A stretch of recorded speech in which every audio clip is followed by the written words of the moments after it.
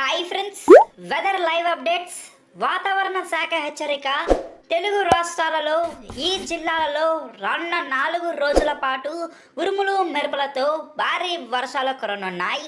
ఇక టాపిక్లోకి వెళ్ళి కంప్లీట్ లైవ్ వెదర్ అప్డేట్స్ తెలుసుకుందాం.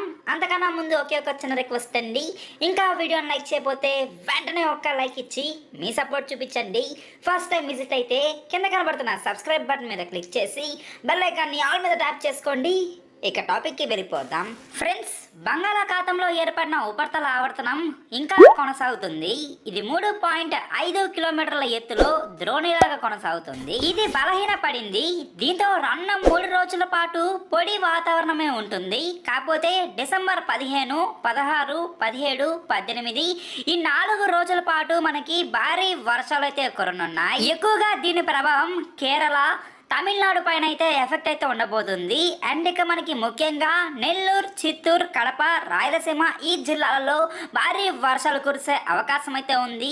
మిగిలిన ఉత్తరాంధ్ర మాత్రం పొడి వాతావరణం అయితే ఉంటుంది. అండ్ ఇక ఇది తెలంగాణ పైన అంత ఎఫెక్ట్ అయితే చూపించబోదు. సో ఇదండి మనకి ఏపీలో రానున్న 4 రోజుల పాటు భారీ వర్షాలు కురిసే అవకాశం అయితే ఉంది.